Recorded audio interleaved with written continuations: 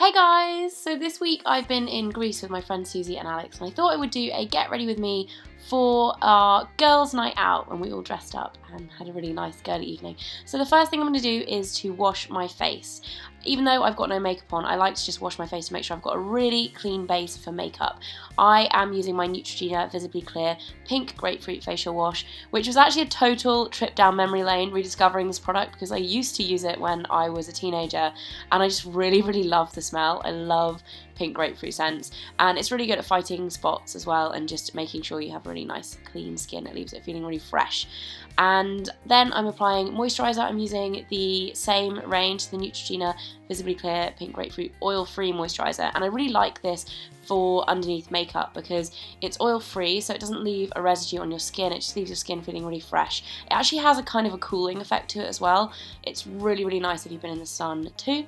Then I'm using my Too Faced Born This Way foundation, and I've sped this up because otherwise we're going to be here forever. And I've been really liking this recently. I only just got it about a week ago, but it has a really nice high coverage while at the same time looking really natural on the skin. I find it really hard to find high coverage foundation that isn't matte as well, and this has such a nice dewy finish. I really like it. So I'm just applying that all over my face, and then under my eyes I'm using my IT Cosmetics CC eye cream with SPF 50. It's actually really great to be able to find an eye cream with SPF 50 in it because I feel like it's one of those products that often gets neglected. You need SPF under your eyes to stop aging. It's one of the first places you start to get aging, so I love this stuff. Anyway, I'm also using my Collection Lasting Perfection Concealer. All of the writing's come off, but that's what it is, and I'm using this just to cover up any extra redness, which there's not too much because my foundation is high coverage. So just a bit on my chin and then under my nose and a bit on my cheek as well, and I'm just blending this in using my fingers. And then I'm going to go in with my Benefit What's Up highlighter. I really like this because it's a cream formula and it just really adds a beautiful sheen to your skin, but I always pat it on. I don't kind of rub it in because it can move your makeup underneath it too. Then for bronzer I'm using my new YSL, I think it's called Saharienne, it's a very fancy name, and this is a cream bronzer, kind of like the Chanel one that I used to be obsessed with, but it's got a really unique texture. I would definitely recommend checking this out on counters if you guys have the time because it is a very unusual product, but I really like it. It just adds a nice glow. Then I'm using my Hourglass blusher in Mood Exposure, which is the darkest shade on the end, and just applying a little bit of that and blending it in. I'm not going too crazy with the blusher because I've gone quite glowy with the skin, so I'm just applying a little bit of that, and then using my Hourglass Ambient Lighting Powder. I think the middle one is in Diffused Light, but that's the one I'm using out of this quad anyway, just to set everything into place. Like I said before, it's quite glowy, so I'm not using a matte or translucent powder for my T-zone. Sometimes I will if I'm going out kind of all day, but because it's already the evening, I'm not doing that. Moving on to brows, my MAC Lingering Brow Pencil is my personal favourite at the moment, so I'm just filling in my brows, any sparse areas, and just using tiny little strokes to mimic the brush hairs. And the main thing I find with my brows is filling in the inner corners, is where I get a bit sparse, and also just thickening out the kind of tail of my brow as well, because that looks a bit nicer and more shapely if I do that. And then after I have filled them in, I'm going to set them in place using my MAC brow gel. This looks a bit gross actually. I've had it for a really long time. I probably need to buy a new one, but I just brush it through my brows to set them into place, and then I'm pretty much done with my brows. I actually need to get them done. They're not the neatest at the moment. And then for eyes, I'm using my eyeshadow quad, which has just come out from my range with Feel Unique. This is in Luna Rose, and I really love this quad because it has really beautiful kind of rose gold, aubergine, pinky hues to it. So I'm going to start off with the baby pink matte colour and just use this with a big fluffy eyeshadow brush, and just use this as a base really. Again, I've sped this up so it's a little bit quicker for you guys, but this is just a really nice base colour. It really brightens the eyes and just makes them look a little bit more evened out. Then I'm using a tiny bit of the shimmery shade using the same brush on the eyelids just to add a little bit of shimmer, and then using the lightest shimmery shades in the inner corners of my eyes there. And then taking a tiny little tapered blending brush, I'm using the darkest aubergine shade in the crease and just blending it out until I have the right kind of blended out look that I'm going for. I'm also taking it onto the outer corner of the eye as well and just blending it in onto the eyelid.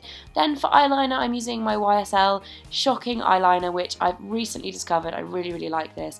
And then just adding a little bit of a flick, nothing major. It's actually so hard to film yourself applying liquid eyeliner because of the angle of the mirror. When I actually apply it without a camera in front of me, I am like 1 inch away from the mirror. So I lined my eyes, and then I'm using my NARS Audacious mascara, just a few coats of that to make my lashes look a little bit longer and more volumized. Then for lips, I'm using my lip gloss in Written in the Stars, which is one of my favourite shades. I love this.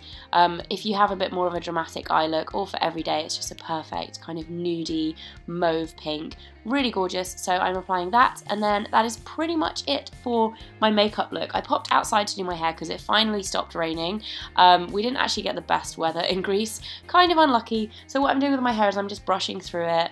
I didn't want to wash it because I actually washed it the day before, and I hate washing my hair on holiday. It drives me crazy. So I just did a little side Dutch braid with one side of my hair, and then I'm just pulling it out to make it look a little bit bigger and more messy. And I have like a few tutorials about doing this kind of braid on my channel, so if you want to see those, go and check them out. And then I used a little bit of the John Frieda Beach Blonde Sea Waves Sea Salt spray and just sprayed that into the rest of my hair, or just sprayed it over the balcony by the looks of it. It's a little bit windy in this video. So yeah, I just sprayed that into the lengths of my hair and kind of made it a little bit messy, added a bit of texture, and that is it for the hair. And for the nails, I actually repainted my nails because I didn't have any polish on when I went out to Greece. I used my Barry M Daylight Curing Nail Paint, and this is in the fuchsia colour, which actually really isn't fuchsia, it's more of a kind of berry pink, but I really, really like this, especially for autumn, and I really like the formulation of these. The top coat just goes on top, and it just, I don't know about the daylight curing element, but it's really nice. And then me and the girls got dressed up and got ready to go out for dinner. It's actually really, really fun.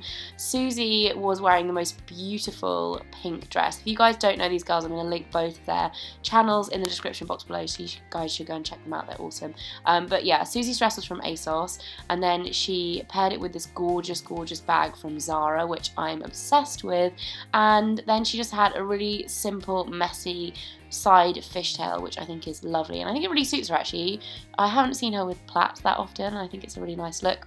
Then Alix was wearing a gorgeous, gorgeous white dress, also from ASOS, and she paired it with gladiator sandals, which were from Glamorous at ASOS as well. And then her necklace was a little half moon, which is also from ASOS. And then for my outfit, I wore one of my favourite little black dresses. This is actually from the Couples. I got it in the sale last winter, I believe. Gosh, it must have been in January, which is flown by. This year has flown by. And I really love the stud detailing, the kind of crossover front. And then my shoes are from Topshop. I actually borrowed them from Suzie. She really kindly lent them to me because I forgot to bring any high heels with me on this trip. And yeah, that's pretty much it for this video. I really hope you guys enjoyed it. If you're not already subscribed, please do, for new videos every Monday and Friday, and I'll see you guys again very soon. Bye! Hey guys, and welcome back. So today I am in the YouTube space in New York, and I have a super exciting video for you guys. If you haven't already seen my Lily Aldridge What's in My Handbag video last week, this is kind of like part 2.